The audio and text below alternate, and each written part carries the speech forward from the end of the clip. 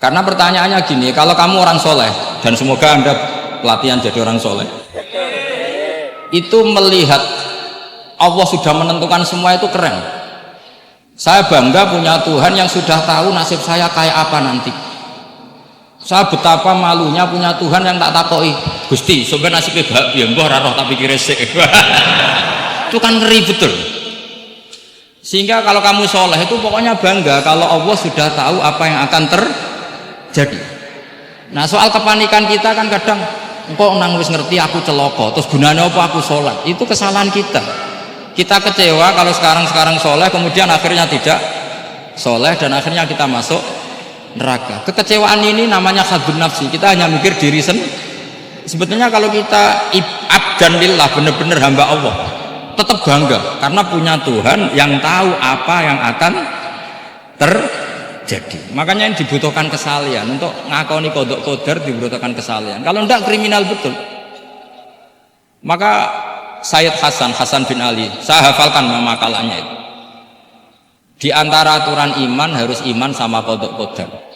Untuk menunjukkan innahu la yuqsa kurhan wa la yuhlabu kurhan, kata beliau. Supaya kita tahu bahwa Allah itu tidak dimaksiati secara terpaksa. Kamu bisa enggak bayangkan Allah ngeluh gini, sakjane aku rasa seneng maksiat tapi saya bisa berbuat apa? Artinya apa? Kalau maksiat dan keburukan tidak khairihi wa syarrihi minallah, itu Allah kan kurhan. Faham yang saya maksud? Artinya apa? Kita harus berkeyakinan khairihi wa syarrihi minallah. Tapi kita butuh syariat. Lalu setiap orang nakal berkelit kersane Allah juga masalah. Maka diteruskan makalah beliau, waman hammala dzambahu rabbahu faqad fajar. Dan siapa yang menimpakan dosanya atas nama Tuhannya, maka faqad fajar, dia lacut betul. Sing zina kuwe Allah kan gak melok zina, sing maling kuwe Allah ora melok maling, sing beto bak-bak kuwe Allah ora tau beto. Terus kowe muni kabeh krana Allah, itu kriminal betul. Jadi makanya orang soleh itu harus hafalannya banyak supaya niru-niru orang soleh itu. Ini kan enggak ingin soleh tapi pakai akalnya sendiri. Itu bahaya dalam agama, karena agama itu harus ada riwayat. Makanya beliau menyebut 2 kali, siapa yang tidak meyakini khairihi wa syarrihi minallah, maka dia faqad kafar. Karena seakan-akan di dunia ini waqa'a fi mulkihi ma la yuriduhu. Kalau kamu bilang syar tidak minallah, berarti waqa'a fi mulkihi ma la yuriduhu, di kerajaannya terjadi sesuatu di luar kehendaknya.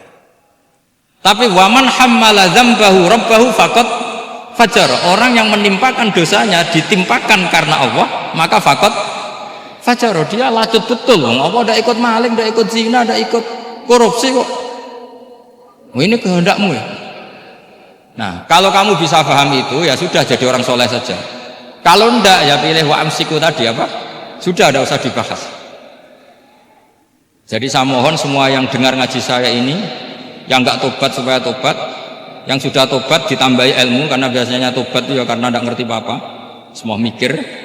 Itu makalnya Sayyid Hasan bin Ali, cucunya Rasulullah SAW, dan itu diamini oleh semua ulama. Saya pernah ditanya seorang rektor, nggak terima dosen, nggak terima mahasiswa, rektor tanya, Gus, yang benar itu Jabariyah apa Qadariyah? Jawaban saya lucu, sementing soleh dulu, kalau setelah soleh kamu nggak apa-apa Jabariyah atau Qadariyah. Karena setelah kita soleh, perasaan kita gini, qaddaronillah ala sholat, saya bisa berbuat apa di depan kehendak Allah. Sehingga perasaannya orang soleh ketika mengatakan al-abdu majbur adalah mengatakan la haula wa la quwata, asal soleh loh ya, asal soleh. Tapi kalau orang itu tidak soleh, dijawab apa saja ya brengkel loh. Umpamanya natine ra tau tenang ma Allah. Qadariyah juga sama, ini penting. Misalnya ada orang soleh Qadariyah, mesti cara berpikir, oh pangeran adil ya, sing sholat diganjar swarga, sing zina diganjar neraka, sing ora nyolong diganjar swarga, sing nyolong diganjar neraka, kan adil. Mosok sing nyolong dilebokno swarga, sing sholat dilebokno neraka, kan jadi lucu. Artinya ketika dia Qadariyah juga ingin membaca hikmahnya Allah bikin aturan. Asal soleh, sama lagi asal. Jadi orang itu setelah soleh itu bisa improvisasi sendiri. Makanya ini pentingnya ayat innalladzina amanu wa amilus sholihat yahdihim rabbuhum biimanihim. Orang setelah iman nanti akan ditunjukkan oleh imannya. untuk mengelola was-wasnya setan. Misalnya saya itu termasuk kiai yang terkenal kalau diundang susah. Karena saya fanatik fikih, saya punya ibu, saya punya pondok, itu artinya punya kewajiban. Yang bisa mengalahkan kewajiban adalah kewajiban sing akbar yang lebih besar. Nah ini mau diundang mahasiswa ini kan jelas tidak akbar. Nanti maksudnya tarkul wajib di ajri sunnah, wah kriminal saya. Meleburi bapak meninggalkan wajib demi sunnah. Ya jelas ya, jadi kita harus terlatih dengan bahasanya orang-orang soleh. Kalau tidak masalah besar, masalah qada zaman sahabat itu sudah terjadi perdebatan.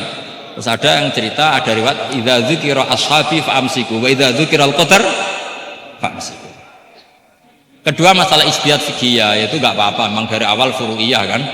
Dari awal furu'iyah. Kalau nuruti ijtihad gini, kalau ada mahasiswa tanya sebaiknya dijawab apa enggak? Mungkin sebagian narasumber sebaiknya dijawab biar marem. Terus sebagian narasumber sebaiknya enggak usah dijawab. Wong mahasiswa ben pinter kok apa-apa takok, gak mandiri. Itu namanya ijtihad. Jadi kalau furu'iyah itu mungkin sekali. Ya ini saya masih punya waktu 2 menit, masih satu pertanyaan itu hoax tadi yang 50 menit enak.